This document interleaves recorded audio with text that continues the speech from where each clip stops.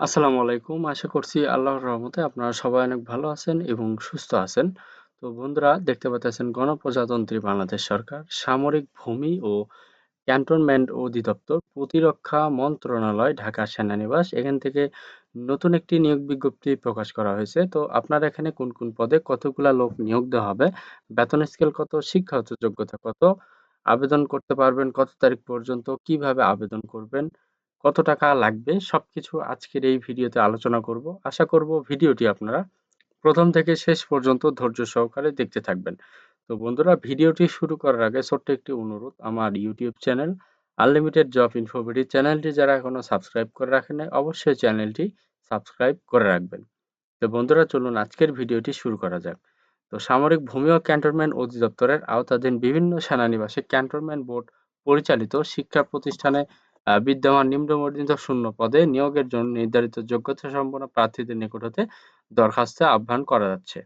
তো মূলত এখানে বাংলাদেশের সকল জেলা থেকে ছেলে মেয়ে উভয় প্রার্থী আবেদন করতে পারবেন। তো এখানে পদের নাম দেওয়া রয়েছে প্রভাষক। এখানে ১ থেকে ১১ নাম্বার ক্যাটাগরি পর্যন্ত কোন কোন বিষয়ে লোক নিয়োগ করা হবে, এটা হচ্ছে ইতিহাসে একটি শূন্যপদ, ইসলাম শিক্ষাতে একটি শূন্যপদ, ইংরেজিতে একটি, রসায়নে একটি, গণিতে একটি, পরিসংখ্যানে ২টি, যুক্তিবিদ্যাতে একটি, ভূগোলে একটি, মনোবিজ্ঞানে একটি, পৌরনীতি ও সুশাসনে ২টি পদ, বাংলায় একটি পদ। মোট ১৩টি শূন্যপদ রয়েছে। বেতন স্কেল 22,000 থেকে 53,060 টাকা। শিক্ষাগত যোগ্যতা: কোনো স্বীকৃত বিশ্ববিদ্যালয়তে নিম্নবর্ণিত পদের পাশে বর্ণিত বিষয়ে ন্যূনতম 2.25 সিজিপিএ সহ স্নাতকোত্তর ডিগ্রি অথবা স্বীকৃত বিশ্ববিদ্যালয় হতে বর্ণিত বিষয়ে ৪ বছর মেয়াদী 2.25 সিজিপিএ সমমানের স্নাতক সম্মান ডিগ্রি থাকতে হবে। প্রভাষক ইতিহাস, আ প্রভাষক ইসলাম শিক্ষা, এরপরে প্রভাষক ইংরেজি, তারপরে রসায়ন, গণিত, পরিসংখ্যান, যুক্তিবিদ্যা, ভূগোল, মনোবিজ্ঞান, পৌরনীতি, সুশাসন, এরপরে প্রভাষক বাংলা ইত্যাদি যে শিক্ষাগত যোগ্যতা লাগবে। উপরের যে যোগ্যতা বললাম সবগুলার জন্য একই। এরপর আ খ নাম্বার হচ্ছে প্রদর্শক। এখানে জীববিজ্ঞানে ২ টি শূন্যপদ, রসায়নে ১ টি শূন্যপদ, পদার্থবিজ্ঞানে ১ টি শূন্যপদ।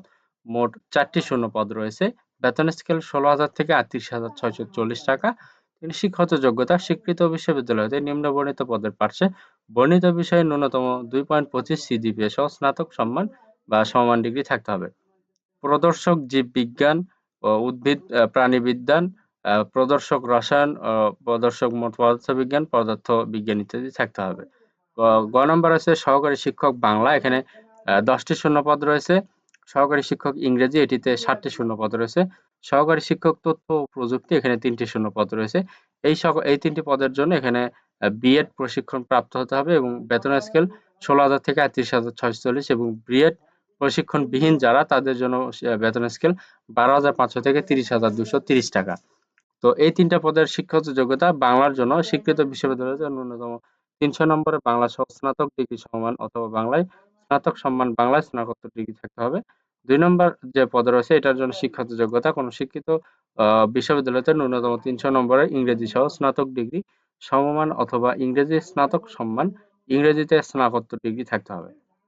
এরপরে সহকারী শিক্ষক তথ্য প্রযুক্তির শিক্ষাগত যোগ্যতা: কম্পিউটার বিজ্ঞান, কম্পিউটার ইঞ্জিনিয়ারিং, তথ্য প্রযুক্তি, আইটি, তথ্য ও যোগাযোগ প্রযুক্তি বিষয়ে স্নাতক সম্মান অথবা বাংলাদেশ কারিগরি শিক্ষা বোর্ড হতে ৩ বছর মেয়াদী diploma in computer science degree অথবা স্বীকৃত বিশ্ববিদ্যালয়তে স্নাতক সম্মান এবং বাংলাদেশ কারিগরি শিক্ষা অনুমোদিত প্রতিষ্ঠান হতে ১ বছর মেয়াদী advance certificate in computer technology থাকতে হবে।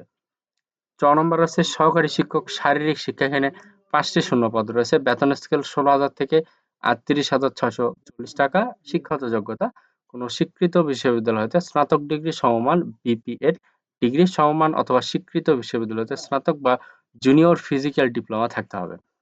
৬ নম্বর রয়েছে জুনিয়র শিক্ষক শারীরিক শিক্ষা। এখানে ৪ টি শূন্যপদ রয়েছে। জুনিয়র শিক্ষক ইসলাম ও নৈতিক শিক্ষা, এখানে ৪ টি শূন্যপদ রয়েছে। জুনিয়র শিক্ষক চারু ও কারুকলা, এখানে ২ টি শূন্যপদ রয়েছে। জুনিয়র শিক্ষক ৫৮ টি শূন্যপদ রয়েছে এখানে। তো এখানে দেখতে পাচ্ছেন উভয় পদের বেতন স্কেল ধরা হয়েছে ৬ থেকে পর্যন্ত যে বেতন স্কেল, এটা হচ্ছে ১২,৫০০ থেকে ৩০,২৩০ টাকা। তো এখানে জুনিয়র শিক্ষক শারীরিক শিক্ষার জন্য শিক্ষাগত যোগ্যতা চেয়েছে স্বীকৃত বিশ্ববিদ্যালয়তে স্নাতক ডিগ্রি সমমান ও বিপিএড ডিগ্রি অথবা স্বীকৃত বিশ্ববিদ্যালয়তে স্নাতক বা জুনিয়র ফিজিক্যাল ডিপ্লোমা থাকতে হবে।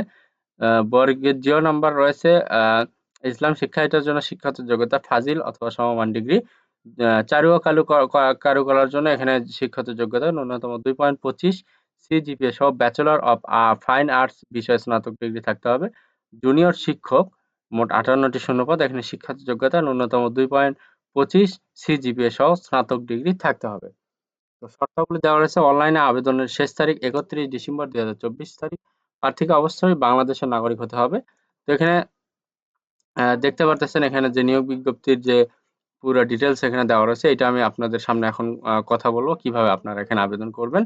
তো এখানে রয়েছে গত 18 নভেম্বর 2024 আইন বিচার বিভাগ বিষয়ক মন্ত্রণালয় থেকে যে নিয়োগ বিজ্ঞপ্তি প্রকাশ করা হয়েছিল, এটার সর্বোচ্চ বয়সসীমা দেওয়া রয়েছে 32 বছর পর্যন্ত। তো এখানে দেখতে পারতেছেন প্রার্থীর আবেদনপত্র শুধুমাত্র অনলাইনে গ্রহণ করা হবে।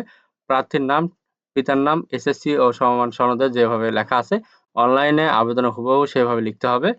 তো অনলাইনে আবেদনপত্র পূরণ সংক্রান্ত নিয়মাবলী আবেদনকারীগণকে অনলাইনে এই যে লিঙ্ক দেওয়া রয়েছে ওয়েবসাইটে প্রবেশ করে আবেদন ফর্ম পূরণ করতে হবে।